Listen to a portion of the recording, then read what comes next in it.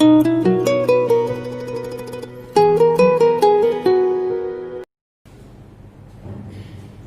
વિદ્યાર્થી મિત્રો, એમકે ટેકનો સાયન્સ સ્કૂલ ની યુટ્યુબ ચેનલમાં આપ સૌનું સ્વાગત છે. હું જીજાળ અશોક આપ બધાને આવકારું છું. વંદે માતરમ. ફરી નવા ટોપિક સાથે આપણે વાત કરીએ છીએ. પ્રકરણ 1, બરોબર. ચેપ્ટરનું નામ છે સજીવ વિશ્વ. ટોપિક છે 1.2, સજીવ વિશ્વમાં વિવિધતા.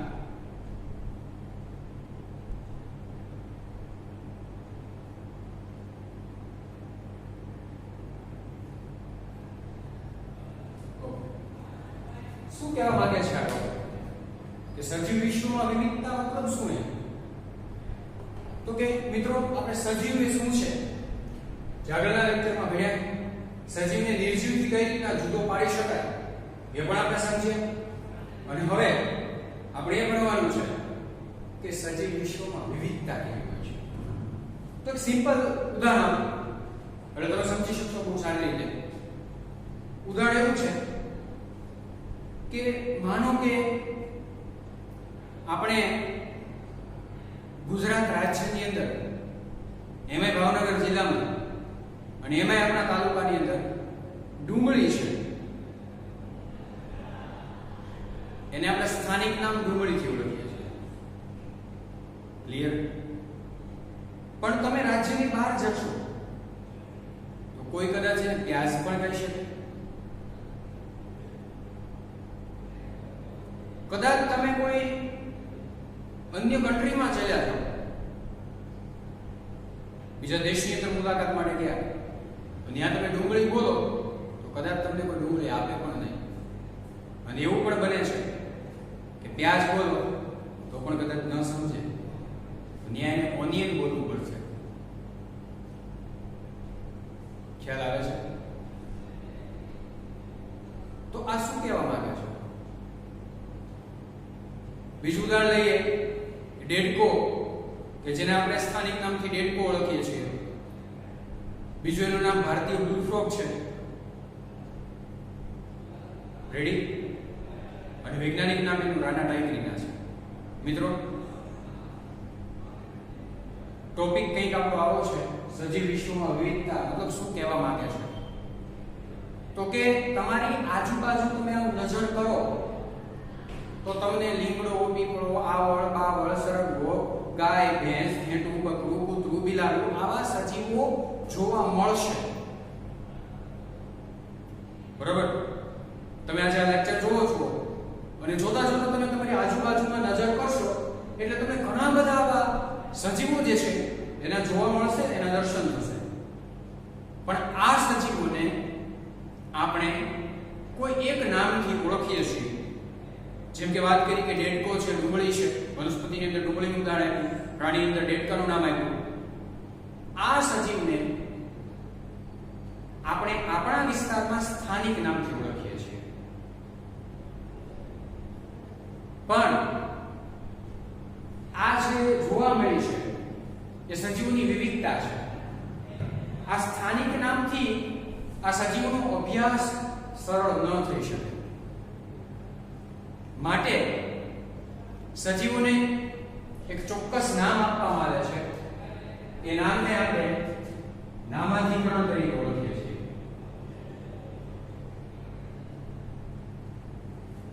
નોમેનક્લેચર. સમજો મિત્રો, સજીવને એક ચોક્કસ નામ આપવામાં આવે જેને આપણે નામાધિકરણ તરીકે ઓળખીએ છીએ. નામાધિકરણથી ફાયદો શું થાય? નામાધિકરણથી શું ફાયદો થાય?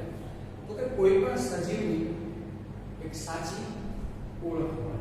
કોઈ પણ સજીવની એક સાચી ઓળખ મળે નામાધિકરણથી. કોઈ પણ બાળકનો જન્મ થાય પછી થોડા દિવસ પછી એનું નામ કરવામાં આવે. નામકરણથી ફાયદો શું થાય? એની ચોક્કસ ઓળખ થાય. એક પિતાને બે સંતાન હોય તો એક ચોક્કસ નામથી એને ઓળખી શકાય. સ્કૂલની અંદર ઘણા બધા બાળકો હોય તો ચોક્કસ નામથી બાળકને ઓળખી શકાય. એમ પૃથ્વી ઉપર ઘણા બધા સજીવો છે. આ સજીવોને એક ચોક્કસ નામ આપવું પડે. એ ચોક્કસ નામથી સ્થાનિક નામની વાત નથી કરતો, ચોક્કસ નામથી વિશ્વના કોઈ પણ ખૂણાની અંદર, દુનિયાની કોઈ પણ ફલકની અંદર તમે એનો અભ્યાસ સરળતાથી કરી શકો છો. માટે સજીવોને નામ આપવામાં આવે છે એને નામાધિકરણ કહેવાય, અને જે નામથી તે સજીવ ઓળખાય તેને તેની ઓળખ વિધિ કહેવાય. સમજો બરોબર? જે નામથી તે સજીવ ઓળખાય તેને તેની ઓળખ વિધિ કહેવાય. સપોઝ તમને કોઈ કઈક બે તારી ઓળખાણ આપ એટલે તરત તમે પહેલા શું કહેશો કે મારું નામ પેલું છે XYZ, બરોબર? મારા પપ્પાનું નામ આ છે, મારી સરનેમ આ છે, મારું ગામ આ છે, મારું તાલુકો આ છે, અમે આ જગ્યાએ રહીએ છીએ. આ તમારી ઓળખ વિધિ છે, આઈડેન્ટિફિકેશન. નિયમોને અનુસરીને નામ આપવાની પદ્ધતિને નામાધિકરણ કહેવાય છે. નિયમોને અનુસરીને, નિયમો એટલે શું? જે બાળક જેવું છે કે એની રાશિ જોડવામાં આવે, રાશિ પરથી એના અક્ષરો મેળવવામાં આવે, અક્ષરો પરથી આપણે અઢળક બધા નામ શોધી કાઢીએ છીએ, અને અઢળક નામ ઉપરથી આપણને પસંદ પડતા 4-5 નામ આપણી સામે આવે છે, અને એમાંથી આપણે ડિસાઈડ કરીએ છીએ કે હવે આપણે ફાઇનલી આ નામ ડિસાઈડ કર્યું છે. અને એ નામના કેટલાક નિયમો હોય કે એ નામનો સજીવ ઘરમાં બીજો ન હોવો જોઈએ, નહીતર 1 2 કેવું પડે કે ભાઈ એ નામ 1 નામ પેલું 2. રેડી? સમજાય છે? સેમ એજ પોઝિશન આખા વિશ્વ માટે ઊભી થઈ છે કે સજીવોને વિશ્વમાં વિવિધતા છે, અને આવા સજીવોને વિશ્વમાં ઓળખવા માટે એનું નામ આપવામાં આવે છે. માટે નિયમોને અનુસરીને નામ આપવામાં આવતી આ એક વૈજ્ઞાનિક પદ્ધતિ છે. આપણે મારે તમારે નામ નથી આપવાના, આ નામ વૈજ્ઞાનિકો આપે છે. ફરીથી વ્યાખ્યા બોલું છું કે નિયમોને અનુસરીને નામ આપવાની આ એક વૈજ્ઞાનિક પદ્ધતિ છે, અને આ પદ્ધતિને નામાધિકરણ કહેવાય છે. અને જે નામથી, નામાધિકરણમાં જે નામ આપ્યું છે એ નામથી જે સજીવ ઓળખાય એ સજીવને તેની ઓળખ વિધિ કહેવામાં આવે છે. જો બાળક જન્મે તો એનું નામ આપવા વાળી વ્યક્તિ બીજી હોય, તો પછી એ બાળકને ખબર પડી જાય કે મારું નામ આ છે એટલે હવે મારી ઓળખ વિધિ આ છે. તો સજીવ વિશ્વમાં પણ આવી એક વિવિધતા છે કે પૃથ્વી પર એમ કહી શકાય કે 1.7 થી 1.8 બિલિયન, મિત્રો સમજો કે પૃથ્વી પર હાલના તબક્કે 1.7 થી 1.8 બરોબર 1.8 મિલિયન સજીવો જે છે બરોબર એ હાલના તબક્કે જે છે એ ઓળખાયેલા છે. યાની કે 17 થી 18 લાખ, 1 મિલિયન એટલે 10 લાખ થાય, 17 થી 18 લાખ જાતિ જે છે એ હાલના તબક્કે આવી રીતના ઓળખાઈ ગઈ છે.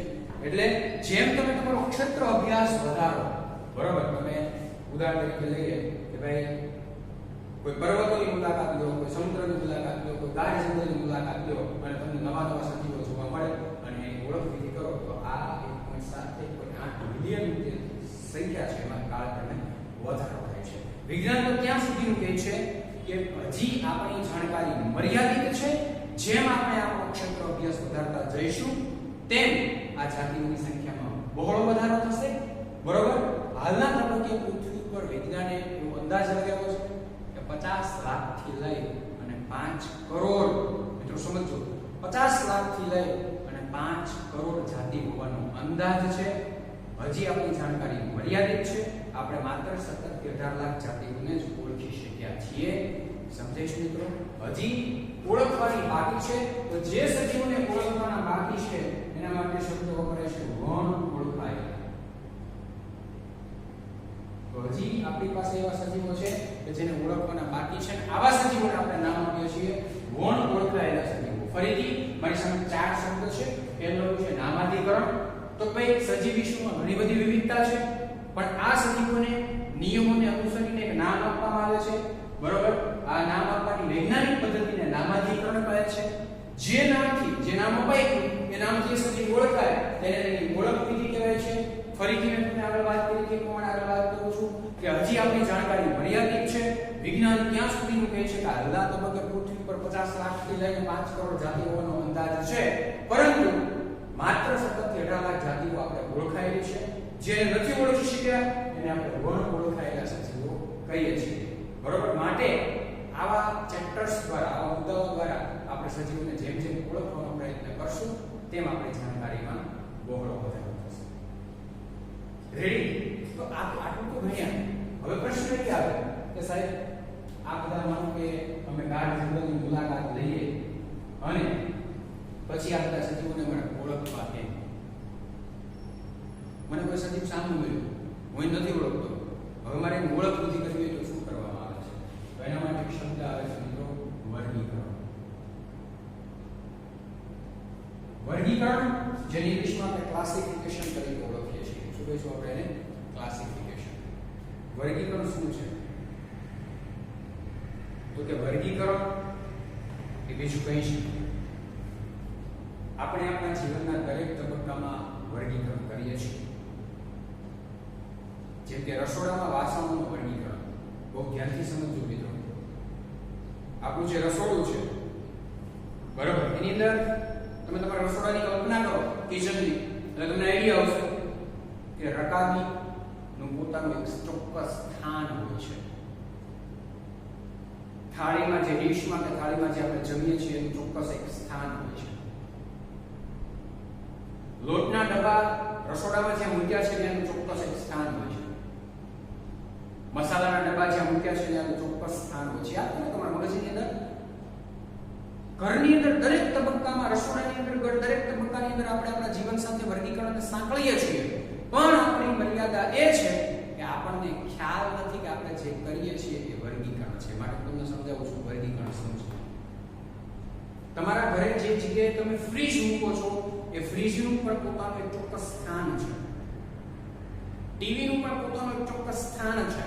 ટીવીનો જે રિમોટ છે એનું પણ પોતાનું એક ચોક્કસ સ્થાન છે. તો આ શું છે? મીન્સ કે વર્ગીકરણ છે, ક્લાસિફિકેશન છે. દરેકને એક ચોક્કસ સ્થાન આપવામાં આવે જેને આપણે વર્ગીકરણ કરીએ છીએ. ક્લાસની અંદર 50 વિદ્યાર્થી હશે તો 50 વિદ્યાર્થીને આપણે એક રોલ નંબરથી સંબોધિત નથી કરતા. A to Z સિરીઝ પ્રમાણે દરેક વિદ્યાર્થીને એક રોલ નંબર આપવામાં આવે છે. શું છે આ? વર્ગીકરણ છે. તમે તમારા સ્કૂલ બેગની અંદર જુઓ, કેલ્ક્યુલેટર મૂકવા માટેનું ચોક્કસ એક ખાનું છે, ચેઇન વાળું, ચેઇન વગરનું વગેરે.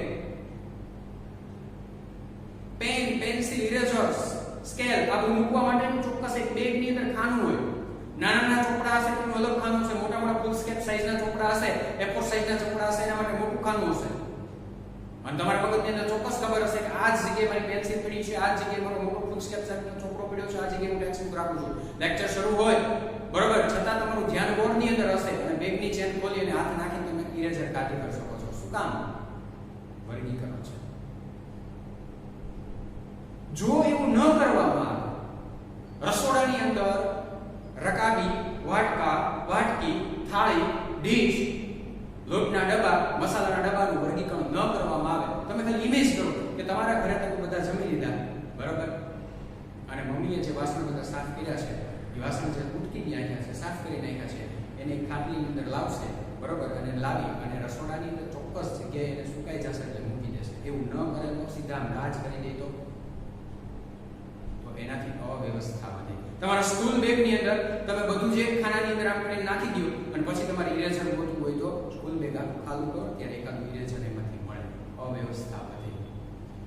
બરોબર, તમારા રિમોટને મૂકવા માટેનું ચોક્કસ એક સ્થાન કે ભાઈ રિમોટ આપણે આ જ જગ્યાએ મૂકશું જેથી કરીને જેની ટીવી જોવી છે એ ત્યાંથી એને રિમોટ મળશે અને રિમોટ દ્વારા જે છે એ ટીવીને કંટ્રોલ કરી શકશે અથવા વોલ્યુમ બંધ કરી શકશે, ચેનલ બદલી શકશે. જો આ ગમે ત્યાં રિમોટ મૂકાશે તો શું થશે? ક્યારેક મળે, ક્યારેક ન મળે, અવ્યવસ્થા સર્જાશે. વિદ્યાર્થીઓને રોલ નંબર ન આપવામાં આવે, બરોબર, તો સ્કૂલની અંદર અવ્યવસ્થા સર્જાશે. વિદ્યાર્થીઓને ધોરણ ન આપવામાં આવે, ધોરણ એટલે શું કહો છો? વર્ગ, અને એના ઉપરથી શબ્દ શું હોય? વર્ગીકરણ. ક્લાસ, એના ઉપરથી શબ્દ શું હોય? ક્લાસિફિકેશન. જો ક્લાસ કે રોલ નંબર ન આપવામાં આવે તો એનાથી અવ્યવસ્થા સર્જાય છે. કે કયા વિદ્યાર્થીને કયા રોલ નંબરથી સંબોધવું અથવા કયા રોલ નંબરને બોલાવવું એ અવ્યવસ્થા સર્જાય છે. માટે તમને સમજાઈ ગયું છે કે વર્ગીકરણ એક આપણા જીવનનું પાસું છે. આપણા ગ્રંથો, પ્રાચીન ઋષિમુનિઓ જે સુશ્રુત સંહિતા, સરક સંહિતા એમાં પણ વર્ગીકરણનો ઉલ્લેખ કર્યો છે. આપણા મહાભારત, આપણા રામાયણની અંદર જે છે એ વ્યવસ્થા જાળવવા માટે વર્ગીકરણનો ઉલ્લેખ કરેલો છે. માટે વર્ગીકરણ જે છે એક જીવનનું પાસું છે. અહીંયા વાત કરીએ છીએ આપણે સજીવોના વર્ગીકરણ માટે આપણે શું ધ્યાનમાં લેવામાં આવે છે. તો વર્ગીકરણ માટે એક વૈજ્ઞાનિક થઈ ગયો જેનું નામ છે એવાસ લિનિયસ.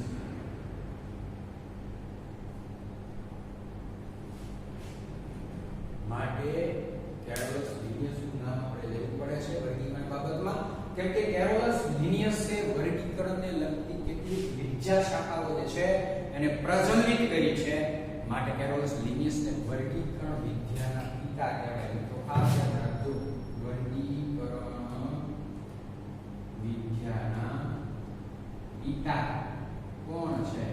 તો જવાબ શું આવશે? Carolus Linnaeus. શું કામ? તો કે વર્ગીકરણ બાબતમાં એક નવી પદ્ધતિ બનાવી છે, દ્વિનામી નામકરણ પદ્ધતિ. વર્ગીકરણ માટે કઈ પદ્ધતિ જે છે એ કેરોલસ લિનિયસ લાવેલા છે? તો કે કેરોલસ લિનિયસે દ્વિનામી નામકરણ પદ્ધતિ જે છે એ અપનાવેલી છે. શું કીધું કેરોલસ લિનિયસે દ્વિનામી નામકરણ પદ્ધતિની અંદર? એણે પહેલા એવું કીધું કે કોઈ પણ સજીવ હોય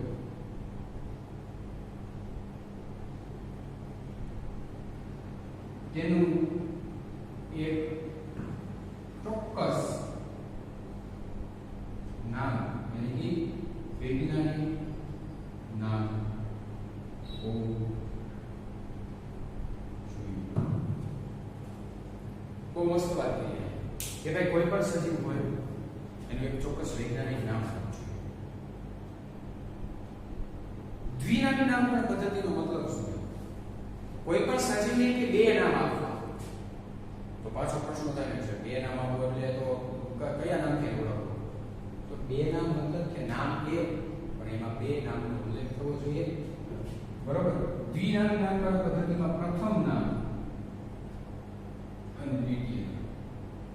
પ્રથમ નામ હંમેશા પ્રજાતિ નામ, દ્વિતીય નામ હંમેશા જાતિ નામ. સમજો મિત્રો, પ્રથમ નામ પ્રજાતિને આપવું અને બીજું નામ છે તે હંમેશા જાતિને આપવું. આ પ્રકારની જે પદ્ધતિ વિકસાવવામાં આવી છે એને દ્વિનામી નામકરણ પદ્ધતિ ઓળખવામાં આવે છે. તો મિત્રો, આજનો જે આ ટોપિક છે આપણો કે સજીવોમાં વિવિધતા અથવા તો સજીવ વિશ્વમાં જોવા મળતી વિવિધતા.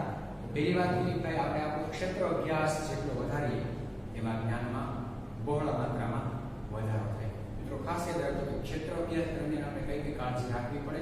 તો કે આપણી પાસે જરૂરી થેલી, થેલા, ચીપિયા, બરોબર, અને પાણીની બોટલ્સ, સાથે સાથે એક વૈજ્ઞાનિક અભિગમ સાથે, બરોબર, આત્મવિશ્વાસ સાથે આપણે ક્ષેત્ર અભ્યાસ કરવો પડે છે. જરૂરી સામગ્રી સાથે રાખવી પડે છે અને નથી ઓળખાયેલા મતલબ કે કોણ ઓળખાયેલા સજીવનો અભ્યાસ વધારવાનો છે અને એ વધારતા એ સજીવનું નામકરણ કરવાનું છે. એ નામકરણ કરવા માટે બરાબર કઈ પદ્ધતિ અપનાવવાની છે? દ્વિનામી નામકરણ પદ્ધતિ અપનાવવાની છે. દ્વિનામી નામકરણ પદ્ધતિમાં પ્રથમ નામ આવે તે પ્રજાતિનું લેવામાં આવે છે અને દ્વિતીય નામ લેવામાં આવે છે તે જાતિનું હોય છે.